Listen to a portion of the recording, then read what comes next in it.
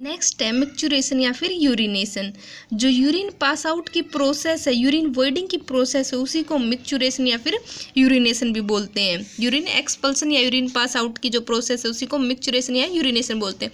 हमने बात की थी अप्रोक्स 150 टू 180 लीटर वाटर जो फिल्टर होता है पर डे, हमारे जो दोनों किडनीज हैं वो 150 to 180 litre per day water filter करती हैं। अब उसमें से बाकी सारा तो रिअब्जॉर्ब हो जाता है और अप्रोक्स 1.5 टू 2 लीटर है वो यूरिन के थ्रू हमारी बॉडी से बाहर सेक्रेट आउट हो जाता है। उसी प्रोसेस को हम बोलते हैं मिक्चुरेशन। डायग्राम के अंदर देखोगे कि कैसे मिक्चुरेशन की प्रोसेस होती है।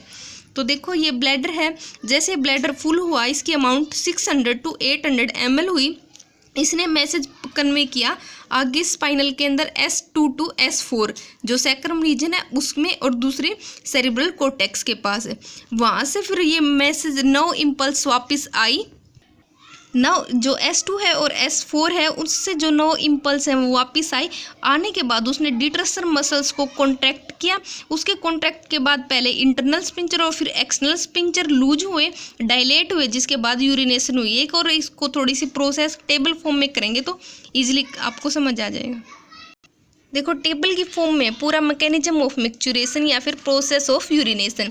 जैसे ही ब्लैडर फिल हुआ उसकी कैपेसिटी हुई 600, 700, 800। तो ब्लैडर की जो मसल्स हैं, जो वॉल्स हैं वो स्ट्रेच हुई। वो मसल्स और वॉल्स जब स्ट्रेच हुई उन्होंने एक तो सेरेब्रल कोर्टेक्स के पास में अपनी इम्पल्स पहुंचा दी, दूसरी अपने स्पाइनल कॉर्ड में S2, S3 और S4 के पास। जो सेरेब्रल कोर्टेक्स है उसने कंसियस मतलब पता किया कि हाँ यूरिनेशन की डिजायर है, जबकि जो S2 और S3 है स्पाइनल कॉर्ड के अंदर उसने अपना आगे जनरेट किया parasympathetic signals, pelvic parasympathetic signals या पैरासिम्पैथेटिक सिस्टम को एक्टिवेट किया। पेल्विक जो नर्व्स है उनको आगे इम्पल्स स्टिमुलेट की।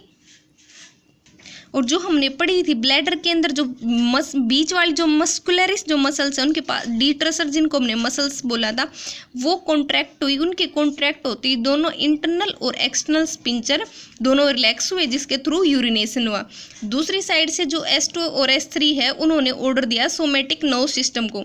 सोमेटिक नर्व सिस्टम को हमने नर्व सिस्टम के अंदर पढ़ा था एक ऑटोनोमिक और सोमेटिक।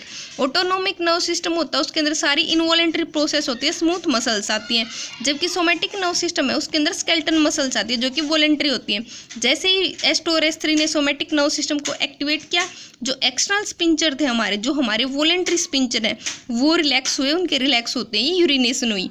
ये कंप्लीट प्रोसेस है मिक्चुरेशन की। सबसे पहले कैसे ब्लैडर फिल होती है, ब्लैडर की मसल्स कॉन्ट्रैक्ट हुई, मैसेज दिया कोर्टेक्स को, कोर्टेक्स ने सेंसेशन की, सेंसरी स्पाइनल कॉर्ड को S2 और S3 को स्पाइनल कॉर्ड ने दो सिस्टम एक्टिवेट किए, पैरासिम्पैथेटिक तो ऑटोनोमिक नर्व सिस्टम के अंदर और सोमेटिक नर्व सिस्टम वॉलेंट्री जो हमारी स्केलेटन मसल्स होती हैं। उसके बाद डिट्रसर मसल को कॉन्ट्रैक्ट किया दोनों साइड, इसने आगे जो हमारे वॉलेंट्री स्पिंचर उनको रिलैक्स किया। उसके बाद लास्ट की प्रोसेस यूरिनेशन। ये कंप्लीट मैकेनिज्म ऑफ मिक्चुरेशन या फिर यूरिनेशन।